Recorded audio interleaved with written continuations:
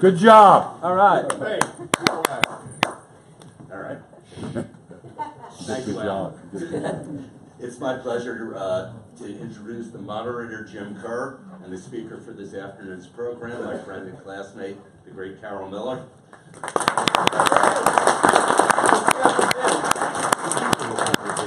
Carol's presentation is aptly titled From WXPN to the Rock and Roll Hall of Fame. Mr. Kerr has been on air in New York for over 43 years. He currently works as a host on New York rock station Q104.3.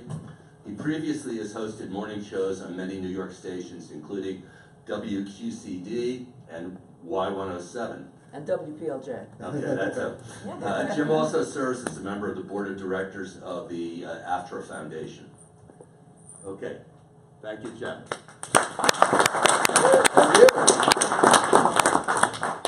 There's really no one who attended Penn from 1968 to 1972, or lived in Philadelphia or New York from 1972 to the present, who would not recognize Carol Miller's voice. Carol graduated from the college with a BA in biology and also holds a JD Juris Doctor from Hofstra. However, she rejected both careers in medicine and in law, thereby deeply disappointing her Jewish parents. Yes. And she chose instead the lure of headphones and a mic. Carol is one of the longest running New York radio personalities. She's currently heard on Q104.3, Sirius Satellite Radio, and nationally through United Stations. Carol previously has been on the air for WPLJ and WNEW in New York. She is the author of the acclaimed memoir, Up All Night, My Life and Times Rock and Roll. Rock Radio, sorry. We're really fortunate to have Carol with us today. She recently was in Sloan Kettering, undergoing a surgery, and has not fully recovered, but she's kind and generous enough to share this afternoon with us. So let's welcome Jim and Carol.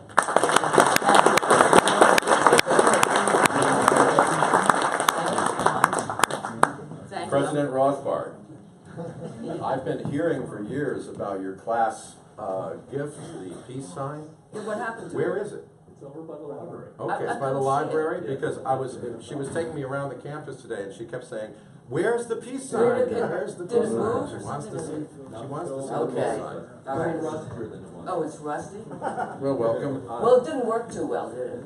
Yes, it did. The war ended. For Oh, me, yeah. But that war. That war. That war. You're right. For me, as Carol's colleague and friend, it's a great privilege to be here with you, especially in this historic building, the first student union building in the entire United States. And as Carol pointed out to me a few minutes ago, as we were entering this building, she pointed with pride to the building right across from this historic hall, and she said, "Oh my God, that is named after someone that I was acquainted with, who I liked, and who went to..." Yeah, Claudia Cohen. Yeah. There's a building named Claudia Cohen Hall, which is right across She was there. not a good, close friend, but a friend of mine. But needless to say, having known Carol for 43 years, I've heard a lot about the University of Pennsylvania. And as she was taking me through the campus, you know, while we were trying to avoid the lakes and ponds. You're the smartest guy in the room, taking your shoes and socks off. I'm also the guy who left the country. She So. kept, I mean, these were some of the things that she said to me. This building didn't used to be here. This building didn't used to be here. When did U of P become U Penn? But I figured it out. Yeah. She told me she thought the rebranding happened because of our entrance into the digital era and needing a good website address. It couldn't have been U of P, U Pennsylvania, right? So. Do you remember when did it become Does U Penn? anybody know?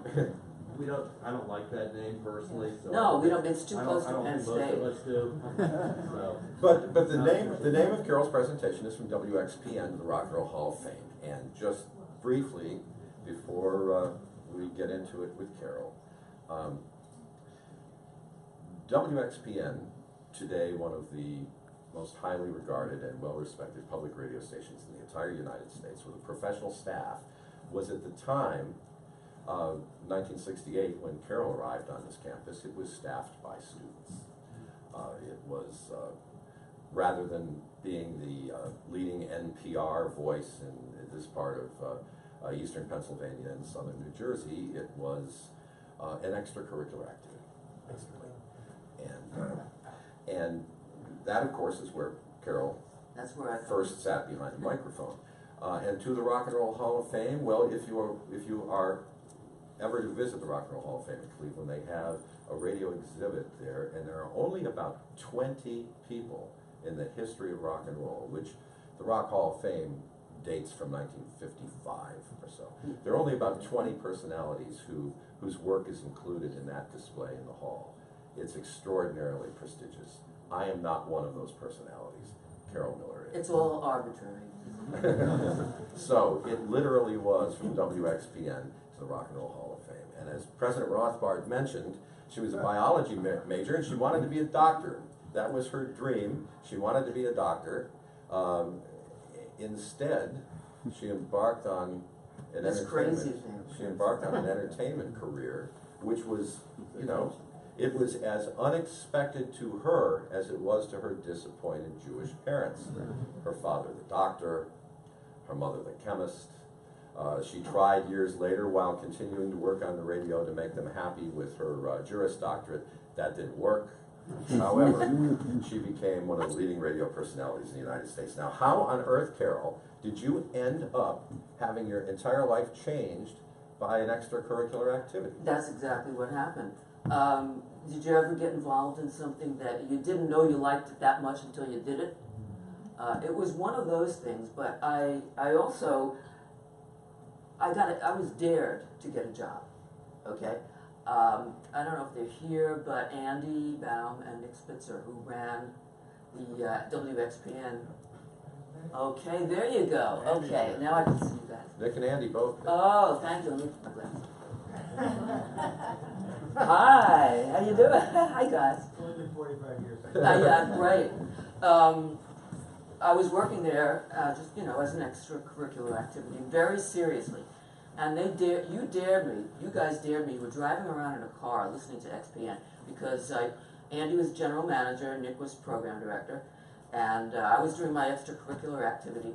You were driving around, and of course you didn't have a cell phone, so from a phone booth, I believe it was from a phone booth, you called me and you were going, you know, if you're playing music like that, what I was playing was commercial, you know, Led Zeppelin or whatever, why don't you just go get a job at WMMR, which was the new rock station, which was really just getting started. And I said, well, I will, you know, and that's pretty much what happened. I did. Once I got the job, I was so bewildered by the fact that I'd gotten it, that I had to really sit down and think, what am I going to do now? What am I going to do? And I gave it a shot. It seemed like a flaky career. Who would do such a thing? You know, be a DJ. What kind of a thing is that, especially for a girl? There really hardly were any. And I said, well, I'll give it a shot, but it's probably just going to be a weekend thing as I get older, so I'll be an attorney. But what happened was I got into law school, and then I got a full-time job in New York every night in radio. So that's how I got started, and once I got started, I couldn't turn back. Because I think once you start something, you should just keep going, and you can't keep starting and stopping and starting and stopping. My parents, they never forgave me for it. They never did. They made me miserable all the time. But I wouldn't let them, I'd come home anyway, you know. And they, you know, then they started to brag, you know, they'd go around to the grocery store and blah, blah, blah, you know. Well, from what I understand, having read your book, published by HarperCollins, okay, your parents, while acting as if they were disappointed to your face, Yes. in fact, as your fame and celebrity continued to grow in the New York metropolitan area specifically, bragged to all of their friends about their very accomplished daughter. And some of that did get back to you, and it did make you feel good. Yeah, but it really was something that I still do. It still eats me up. Well, if it weren't for the opportunity, right, that Andy and Nick gave you Right. at WXPN to go in there and find out just exactly how much fun it could be, you never, ever Well, that's would've- right. And the thing about WXPN is that it was run by students, and I don't ever remember seeing a teacher or professor in there. Did they, were they, I'm looking at Nick now. Anybody, Well, the dean came down on us a couple times, and but I was more worried about the police actually. oh. Well, that was 1973 when they shut it down, right? Yeah. But no, you guys were great. Dave Paris, Dave's here. oh, Yeah, wow. Dave's here. Chief engineer, and taught me how to do things, to queue up the records and use the equipment. And you really had to go through the ropes. The first thing you had to do was how many months on the AM? Super 73, which was a carrier current, for those of which you. nobody listened. I mean, For those of you who don't understand what that is, it didn't really go over the air per se. It followed wires around and radiated a very small signal through the wires into dorms and stuff like that. And if your radio was close enough to the source of the signal from that wire, you could pick it up. So, that's what a carrier current AM station was. I know that's probably not the exact way to explain it, Mr. Chief Engineer, but he says, doctor now. yeah. Dr. Paris. But no, you really had to do this, and the funny thing about doing the carrier current was an AM top 40 type format, and they made a jingle with my name. It just felt so funny. So I went through it, I plowed through it, I learned what I had to learn, and then I got on the FM, and I don't know, it was just overwhelming. And while we're still in Philadelphia, before we move on to New York, I know it sounds weird, but I was doing some research the past few days. It's a strange thing to do deep research on someone that you've known for a long, long time and worked with for decades. But I found something that I had never seen before that I thought was very interesting. It was an article in Broadcasting Magazine in very early 1973. And it was about the new phenomenon of FM broadcasting, just in its infancy as a popular medium in the United States. And there were a bunch of photos of very important and powerful people, the movers and shakers of FM, the people who are, taking FM into the public consciousness. There was the man who was president of the ABC-owned FM stations. There was the man who was the general manager of the CBS-owned FM station in New York, and then also in Chicago. There were some other very high-level executives, and then, boom, there was a picture of my friend Carol with black hair. And the caption said, one of the very few women making her mark in the emergence of FM radio is Carol Miller, who began working at WMMR in Philadelphia while still a student at the University of Pennsylvania. And I told her about that. I thought it was very significant. I told her about that article. A friend of ours just came in, and she had never seen it before. Oh. So, but she was while a student at Yeah, I was University cutting of classes, Pennsylvania. which wasn't good. My She last, was making radio history Yeah. at WMMR. Well, one of the interesting things was that they started with this, no women don't do this, et cetera, and I just thought it was ridiculous. I said, it's like the monkey with the typewriter, what is it?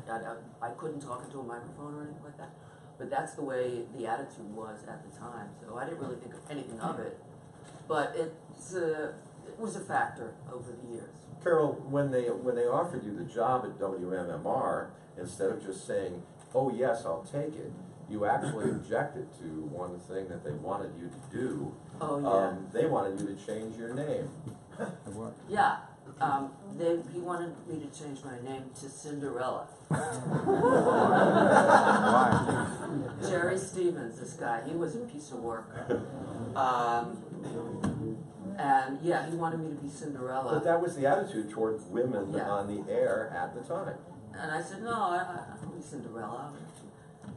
That's ridiculous. You know, can you imagine now? Hi, I'm Cinderella. Yet you were able, Well, that was taken at memoir back then. but you were able to keep your own name. Yeah. And you did make a mark on Philadelphia radio. You were on the cover of a big Philadelphia Sunday magazine.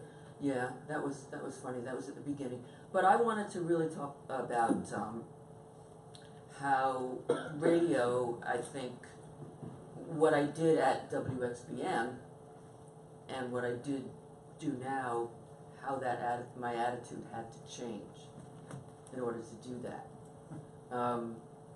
You know, WXBN was free form, and the idea was to put together very interesting musical sets and kind of educate the audience. Every time, you know, someone would listen, they might hear something, and so what's that? It's a very inquisitive type of listening.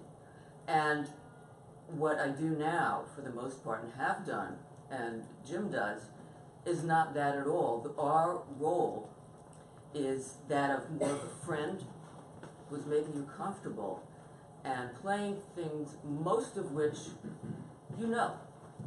But on the other hand, you didn't have time. You don't have the time or the inclination, perhaps, to listen to a new music station and learn something.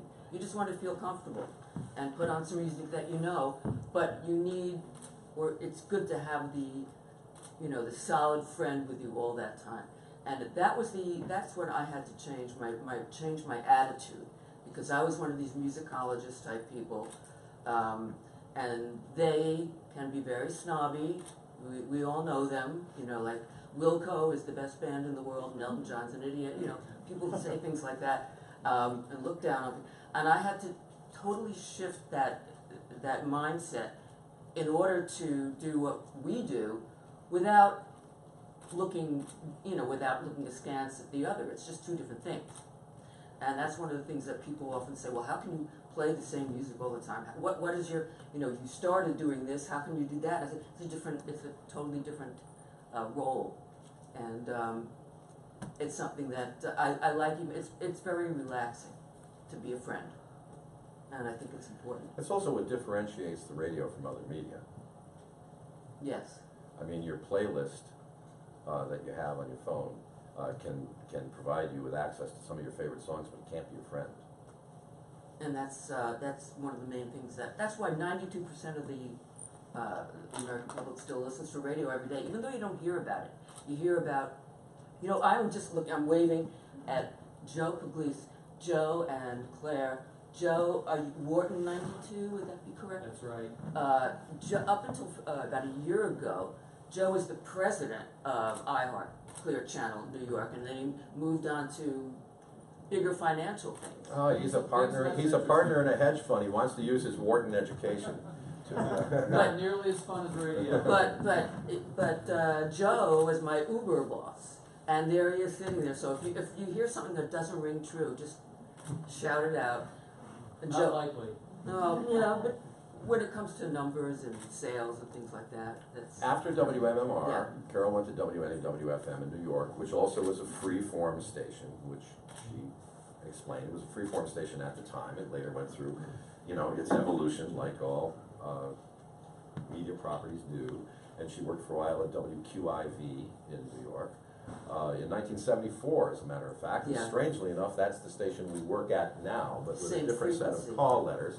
But QIV, that was Q in the Roman numerals for 4, and that was for quadraphonic. Quadraphonic sound. There was... Did anybody here, have you ever heard quad? Did anybody ever get to hear quad? This guy. Okay. If you actually heard it in a closed room, like a studio with speakers, it made me nauseous. It was just like spinning around and around and around and around. And then if you would go in the car, because you didn't have quad in your car, actually I had an FM converter in my car. If anybody ever remembers those, you put it under the dashboard and then it would come up on an AM frequency. And then you could listen to FM. You'd get one half of the song. I'll never forget driving. I was in New York and hearing Steve Miller Band, big old jet airliner. It was just the music, because they were broadcasting in quad, and you didn't hear anything else. And then the next song would come on, and you'd hear just singing, And it was just crazy. Well, the quadraphonic experiment didn't work very well, especially for the radio, and this put Carol Miller out on the street for really the very first time as WQIV reverted to its classical music format. Yeah, there was a citizens' protest to put it back to classical music. Mhm. By the way, the owner was William F. Buckley Jr. That's of right. the station.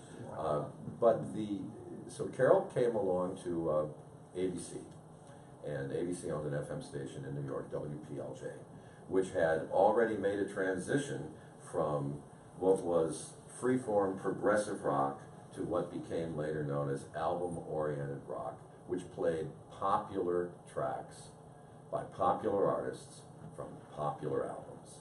So, musically, there was less freedom for Carol than she had before, Right. but there was a much bigger audience. The thing is, ABC was skeptical about hiring her because of her free-form progressive That's rock right. background. Yeah.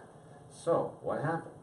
Well, I was given when I finally got the job, first of all, you gave them a recommendation prior, in 1974, that's when I met Jim in 1974. You were already there, you had just started, and gave them a recommendation, but when the station, the quad station went off the air, I called up the boss there, and Larry Berger at PLJ, and I finally had an interview, and he didn't want to give me a contract for 6 months because he said I was going to hate playing just the records on the format, you know. And I said, no, this is my job now. Once you make that decision, you make it. And as I mentioned, my only apprehension, which was pretty funny, my first show there, was that I was going to have to play Casey and the Sunshine Band. If you were a music aficionado in the early 70s, into the mid-70s, Casey and the Sunshine Band, your friends would probably sneer at you, you know? And so I said, this is going to be it. I'm going to have to announce Casey and the Sunshine Band. What's going to happen? And it was the first day I was there, and then the PD program director was in the room. And it starts, you know, you like to, get down tonight, and it's starting, and at that point I had what I called my Casey and the Sunshine Band moment of clarity. That's supposed to be funny. Which I said, well, wait a minute. If people like this, because the phones lit up, and I picked up the request lines, hey, Carol, how you doing? Nobody yelled at me, nobody sneered. And the people seemed to be enjoying the music. I said, well, then who am I to look down on this? That was the end of my attitudinal attitude about music. But it was the Casey and the Sun. So every time I hear that song, I just start laughing because that was the pivotal point. Casey and the Sun. Everything else I could play. The Jefferson Starship, Elton John. Casey and the Sunshine Band, oh, they'll all hate me now, after all my progressive stuff. But that didn't happen. Well, you've been on the radio in New York for 44 years. Oh, and 73, yeah. Yeah, 44 years. And at first at WNEW, then WQIV, then you had the long and very successful stint at WPLJ, taking that along with your colleagues all the way, well, it was the most listened to FM station in the entire country, and at that point in history. Then, after PLJ, it was 17 years at WNEW FM. Right. And now it's been, what? 13 years at WAXQ, and 15 years at Sirius XM. Right. And Get the Lead Out, which is on over 100 radio stations around the country. See, I do the important work. That's been on. Play Led Zeppelin rock. That's been on for how long now? 9 years. 9 years of syndicated, syndication. So Carol has a lot of jobs. She's like a female Ryan Seacrest. No. I get probably 1/30, 1/50. No, not actually. No, none Joe of us. knows. But Carol, Yeah, the reason why I brought that up Yeah. is because this incredible longevity in the marketplace is almost unprecedented. Well, it may be, let's see, you, 44 years, continuously on the air in the #1 media market in the country.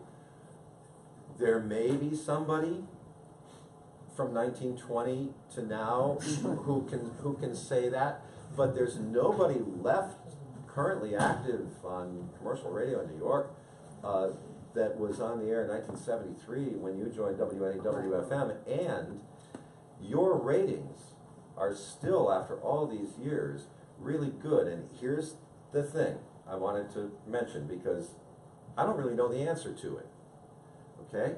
I do understand how you've been able to maintain an audience of people through the decades who started listening to you at the beginning, Which is very nice. and I they made so many continue- nice friends, and you they know. continue to listen to this day. And there's a significant number of people who've been listening to you for over 40 years.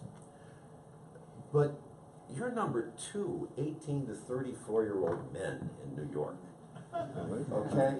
I'll take it. And, Why not? and you're playing 50-year-old records. Well, so are you. You're But we're not here to talk about me. We're here to talk about you. So how have you been able to not only sustain an audience of people who've been with you for decades, but as those decades have gone by, continue to attract a new audience to yourself? Well, I think you don't. Being yourself is a very vague term, but I don't try to position the music as something constantly referencing the past. I mean, people like the music now. A lot of new people are discovering this music, and I'm your friend with it. I mean, I try to keep my ear to the ground all the time with popular trends and what people are talking about and how people talk. There are certain things I might not say now that we said 43 years ago, like bummer, you know. There are certain words that you just wouldn't say. Also, I don't say, yeah, I was at both Beatles concerts, you know, because you have to be a little vague in that area. But I think that people, if you establish yourself as a friend, which is what I wanted to do, not just something guys would like, you know, and that was the attitude to get women into radio at the time. You're going to have those tones, and you're going to, you know, and I didn't want to do that. And so I think for me the nicest part is I have been friends with people for a very long time, and I start crying about it, you know, because those people are really my friends. I mean, every night I go into a room by myself, which is what I'm doing now. Throughout the years, there were more people on staffs at the various radio stations, but now, with the wonderful advent of technology and computers, I'm doing everything myself, you know, get the news, get the sports, you know. Used to have people running in, people who had jobs. Don't get me started. Oh, I got me started. I'm sorry. You know, and you know, now you've got this machine that sits there. There's about 4 of them in there. And you're dealing with computers. And so I'm sitting there looking at these computers, getting very angry at them a lot, trying to pretend when they don't work, and then getting on the air and going, hey, how you doing? Hope you had a good day today. Things like that. And then it's just very, very rewarding to know when I'm sitting in a room alone like that now, where I used to have to see people. I don't. That people are still my friends, and that's what I think of when I'm on the air. Well, you're sitting in a room alone, but on WAXQ in New York, your show has about 1 million listeners. Yeah, I know, but that's something You know, that's in and the then back there's of your the head. audience Forget the Let Out around the country, and the Sirius XM Yeah. audience, which is not as big as your Q1043 audience in any specific geographical area, just Right. because of geographic density. But since it's heard all across the United States and Canada, is also an extraordinarily large audience. So Carol, you may sit in a little room alone, but you're spending time with multiple millions of people a week. Well, I'll tell you something funny about if you listen to Sirius XM. You're on tonight. Yeah, I'm on at 6. Yeah. It's pre-recorded. That's obviously pre-recorded. Well, no, the job is to make it seem like it's not pre-recorded. And to me, I'm sorry, let me just say this, I'm not saying anything negative, but that's lying. You know, the better you can act like it's Wednesday when it's Saturday, and hey, how'd you like that game last night? Blah, blah, blah. You know, the better you can do that, the better you're doing your job. But you're lying. It isn't like you're saying, hi, it's, I know you're listening on Wednesday, but I recorded this on Saturday. No, you're saying, hey, happy whatever you're saying. You're pretending it's Wednesday. And that to me it's humorous, it bothers me a little bit, but what I wanted to tell you about the room there, the studios that we have at SiriusXM, for this, what they call voice tracking. And when we just do the interstitial voice parts and try to make it sound like you're listening to the whole show, which you're really not doing, you're not listening to all the songs all the way through. They built these little studios that, about the dimensions of a phone booth. I'm not kidding. The dimensions of a phone booth, it's packed with equipment now. But I'm on the 36th floor, and my studio that I'm in has a window that looks right over Times Square. And I'm sitting in this little thing. My nephew came up one day and said it looked like a porta potty size, you know. I'm sitting in this little thing. I'm looking at Times Square, and on Times Square, all you can see are the billboards changing, and all these crazy things. My best friend at SiriusXM is the New Year's Eve ball. You know the ball that drops down? I am line, and I'm not kidding, line of sight at night, every night, line of sight with this ball that sits on top of the Times building. And what it does now for the last couple of years, they leave it up all year, and about every 4.5 minutes it starts changing color. And I wave at it, and then right before New Year's Eve they take it away to clean it. It's made of like 280 million Swarovski, however you say, crystals, and they clean it, and I wave goodbye, and I choose not to be there on New Year's Eve. I wait for it to come back. But I'm talking to a New Year's Eve ball, you know. I mean, it really could make you insane, except that I really do feel that I have friends. So that's And of course you go there and you record those shows, you Yeah. re-record those shows, and then here in New York at iHeartMedia, we don't do voice tracking, we Thank do goodness. live radio. I'm not putting down the word, there's a whole different thing, that's a service. But live radio is really the most important thing. If you walk around listening to something that's canned all day, and something happens, you know, we could break in and say, here's an emergency, here's what's going on. Penn Station is melting tonight, and all the things that are going on, we can give you updates. We're there, we give you tickets. You can't win tickets from an iPad. I mean, you know, here they are now, Paul, 25th caller. It's just, it's right there, it's in your face, and that's why I always found it to be the most exciting medium. And I do know, because you've shown me, that you get like fan letters from 25-year-olds who say they're hanging with their friends listening to your show, and would you please play some? Yeah. And then they name an artist that was popular when this class was attending school on this campus. And you have said once, and I thought maybe you said it, well, you've said it to me more than once. You've said that some media executives have a very difficult time differentiating between an oldies format and a classic rock format, even though the oldies format and classic rock format both play old records, and in some cases the songs that the classic rock format plays might even be older. But there's a difference. Yes. A difference in presentation and a psychological Yeah. difference. An oldie station, the oldies, each song is kind of positioned like, remember when, and you know, they might be playing some little bits from a particular year, and you're anchored back to that year. Whereas what we call classic rock now is just, it is a lifestyle format. It's just something, songs that you've, excuse me, or music that you've had with you your whole life. It's kind of like your favorite jeans. And I always picture a guy who, you know, wouldn't be great to get a great new sports car and all the equipment in it and everything, but what do you do when you get in? You're wearing your favorite jeans, and then you play your favorite music, and that's really, it's an attitude of the present rather than a looking back attitude. And that's why, I mean, everybody who works for any company, I mean, we all have our own opinions about the way things should be. And I feel that I never liked the term classic rock. I know it's a whole story about how that started. I think, you know, rock is a continuum, and would be nice to play some more newer stuff, but we're not doing that right now. But the reason you don't hear it is because the people who are on the top make those decisions. They'll make other decisions at some point in time. But the idea of a continuum, where a song that's 50 years old Yeah.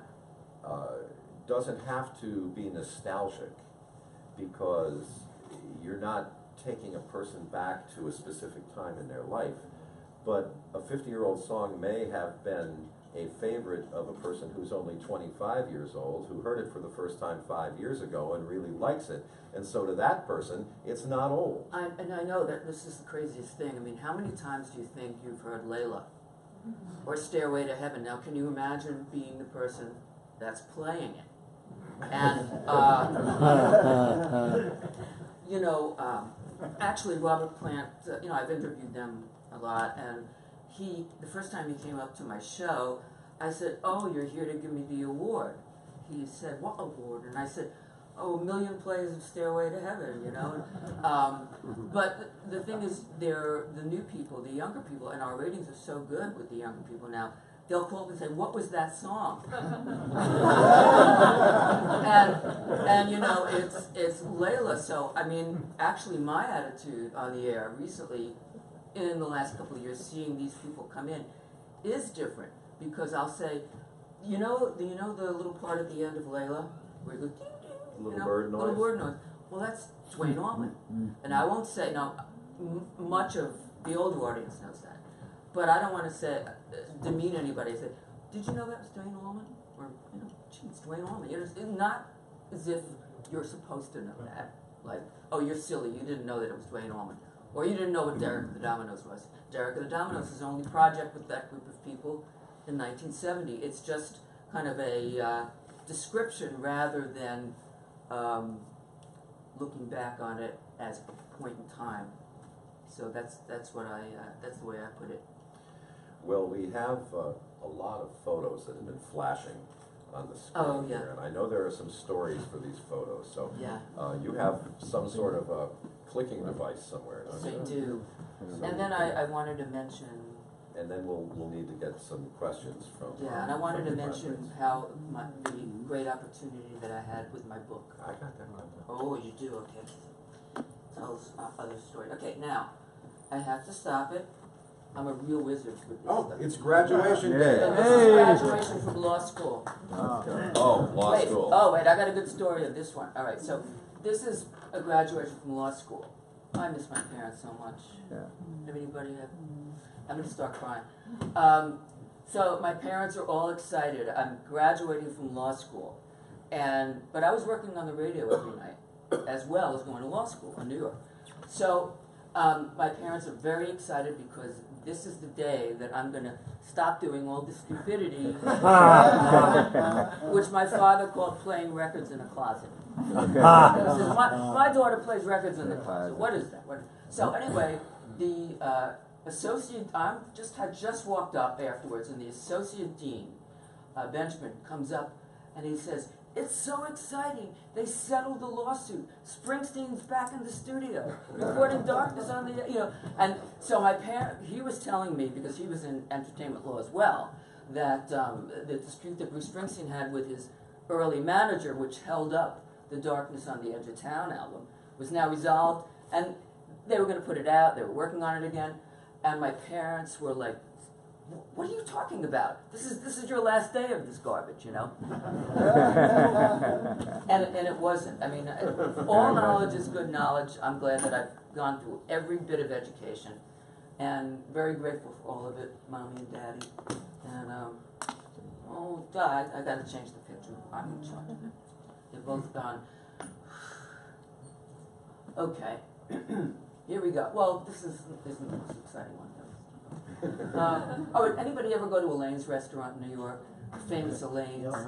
That's Elaine. She was a dear friend of mine, and I spoke at her. That's just a fan. Okay, there's Geddy Lee from Rush. It's really getting like warm in here. Okay, Hall & Oates. because these are all promotions, you know, we do interviews or,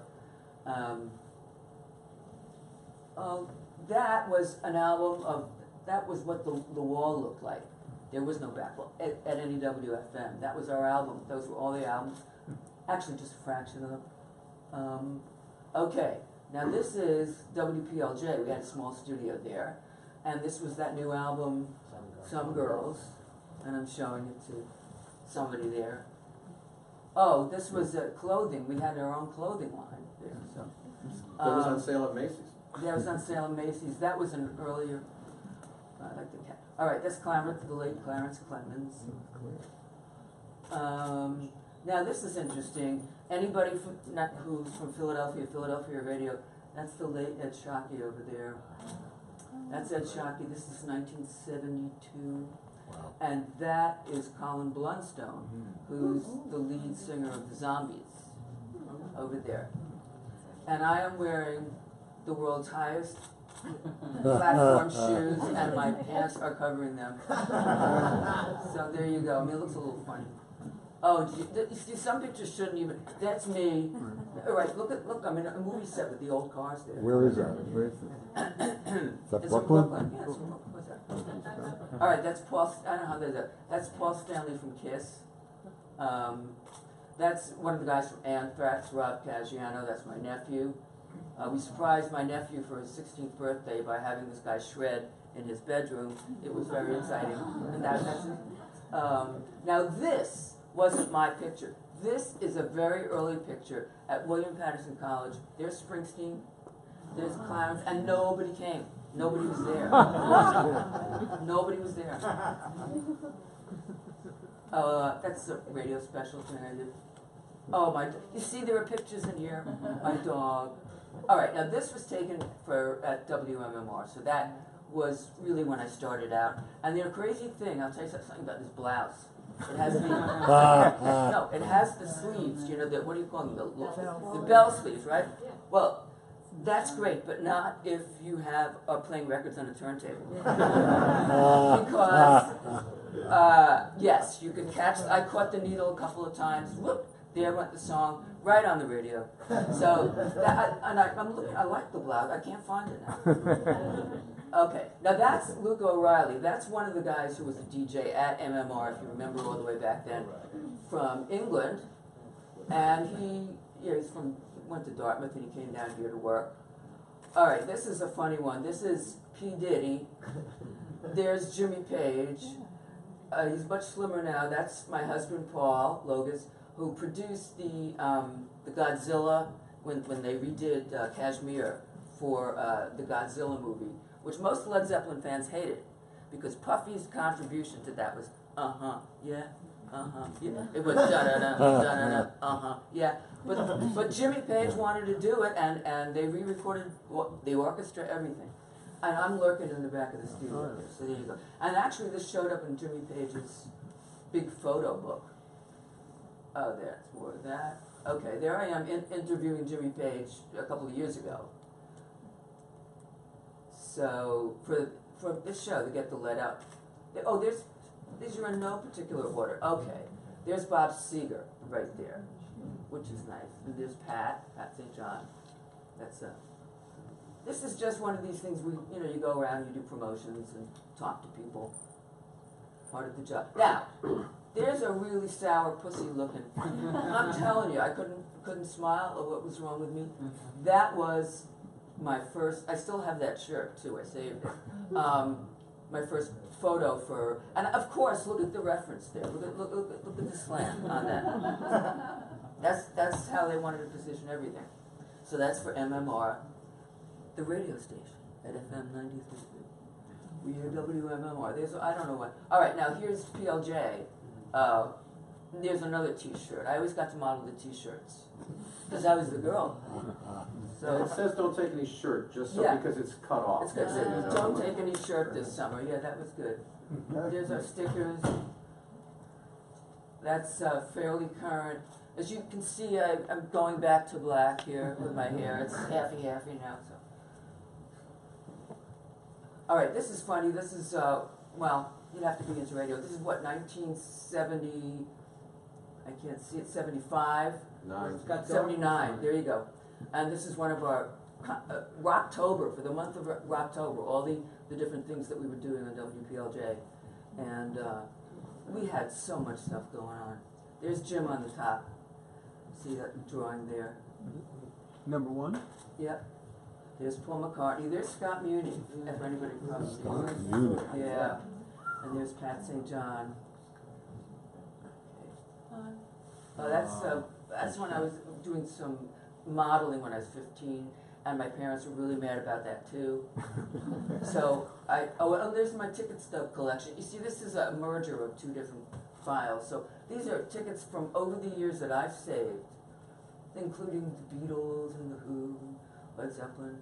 Oh, there's Tommy, you know. There's Bruce from the Bottom Line, right? There we go. Yeah, $3, you're right. Top 95 of 1980. That was from, and see, we're playing them all now, and everybody loves them. Oh, if anybody was from New York, this is, I don't know why, this is the flip side of a WABC 1963 music survey. And if you remember this, Yeah. Fabulous Frank, did anybody remember that? That was Dentine Gum, okay? Now, why I took these out, this is me, 1964 in summer camp. I couldn't get a survey, so I'm listening to the radio, and I'm writing down all the songs. This is how into it I was. So, number one, Where Did Our Love Go? Rag Doll, Four Seasons. Everybody Loves Somebody Sometime. Dean Martin. What? Under the Boardwalk. I mean, look at that. Oh, here it is. And there's Cousin Brucey. And by the way, if you're from New York, I see Cousin Brucey myself he's on Sirius XM, so I see him every Saturday night. How old is he? How old is Cousin Brucey? He's still on. He He's still still sounds on. the same. Yeah, well, good for him. I'll leave it like that. He's still the cousin. He's Can I still just the jump cousin. in for a second? Don't click forward. Just let me jump in for a Yeah. second on that. And this is too warm in here. Oh, okay. Well, Well, I got the mic you've on. got the microphone on there, Yeah, I know. which is Okay. important. Okay, don't click this I'm off not, yet. I'm not. Cousin Brucey, you took a trip with your parents Oh, yes. to England, 1965. 1965. I'll just talk into the... And what happened? Okay, so 1965 was thanks. It's warm in here, but not for... My father used to tease me, but it's not for that reason. Okay, here we go. Up, there go all the pictures Uh-oh. flashing through. That's okay, that's NEW. I'll put it back. Oh, that's NEW also. Oh. The hell with it. Well, anyway, Cousin Brucey. Yeah, so this was a good story that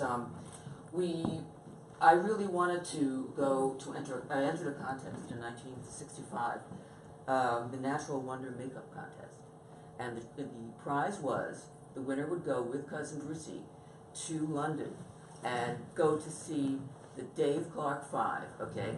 Not the Beatles, but still, it's okay. You get to go, you go to the Brands Hatch racetrack. Then you get to go to the Marquee Club, where all the groups hung out, and you get to hang with the Dave Clark Five and whoever else is there.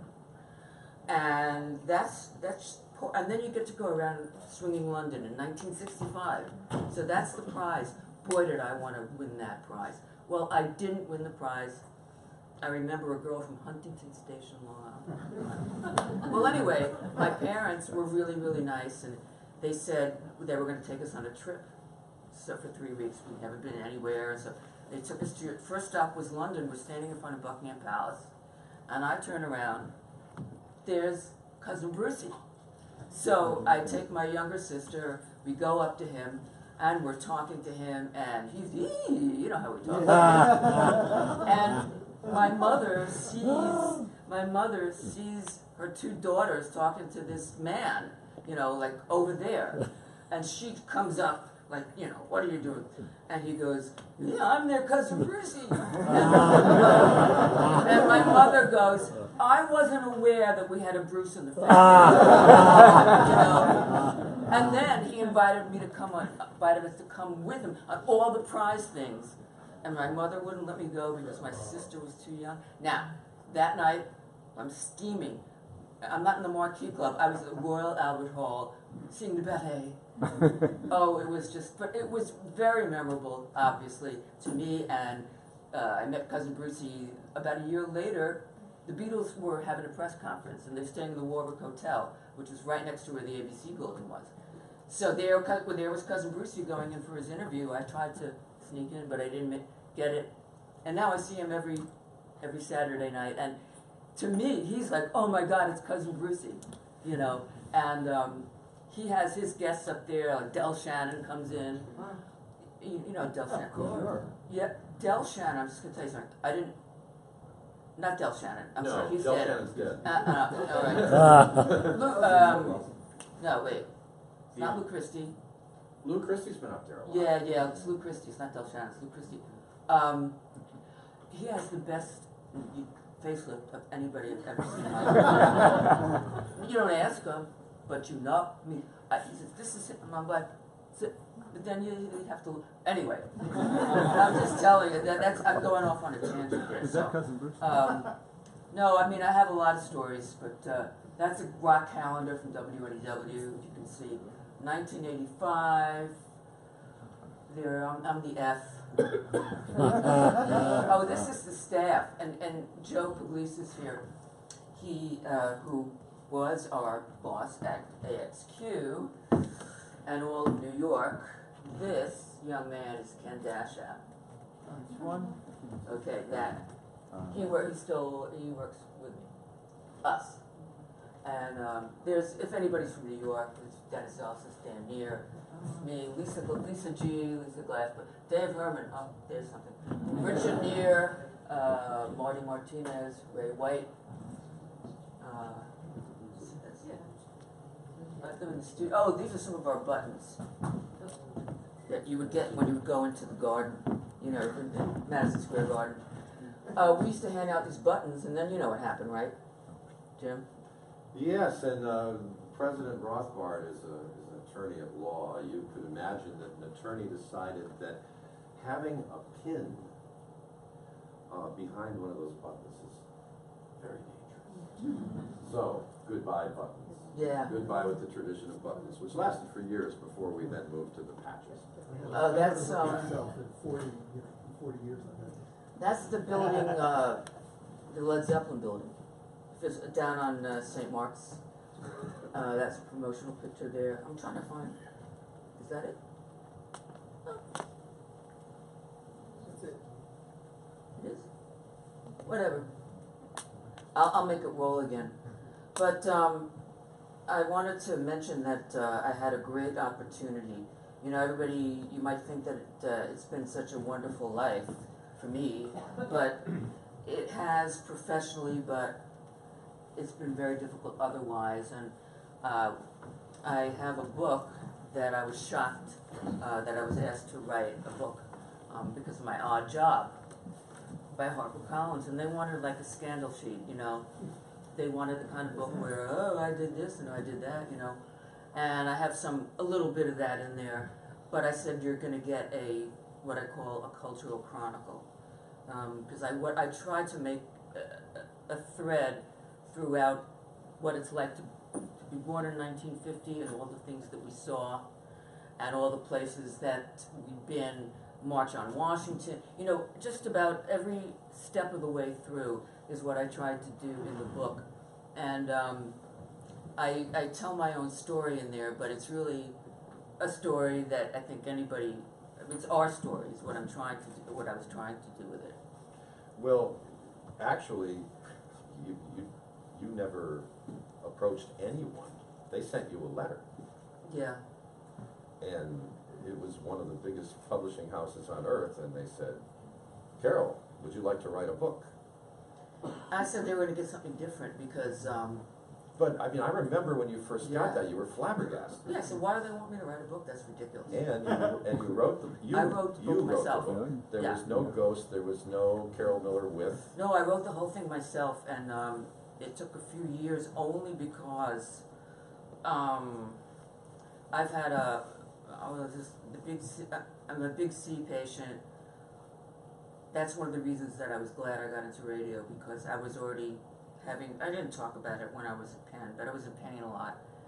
2 years after I got out of pen, my first. So anyway, during the time of writing this book, I was in the hospital. Then my father died. I mean, it was just horrific. It was just so. I tell that story in there also, and it took me that many years. It took me like 3 years because writing on weekends, I actually brought pad and pencil into the and pen into the hospital to write, and. But I know you wrote it in longhand first. Yeah. Yes. And I think maybe some of the research techniques that you learned while you were here, preparing papers, I mean, it had to be something that you learned somewhere, Yeah. because I couldn't believe what you were doing. I mean, you were researching your own life to fact check things and make sure things were okay. I remember one day she was saying, okay, now, that year when I rode on that subway to go do that thing, was it the G train or did they call it the double G train that year? You know, I mean. So she was Yeah. looking for old subway maps to make sure that she'd have all of her facts straight. Well, I wanted to make sure that when I talked about, for example, the day, it was like the day after, 2 days after Christmas in 1954, when I was taken to Rockefeller Center and there was a demonstration of color television for the first time. And it was terrible. The faces were green. It was just. But I wanted to say it was a lovely day. I tried to go back, and then I got the weather. I went back and looked up the weather forecast for that day, and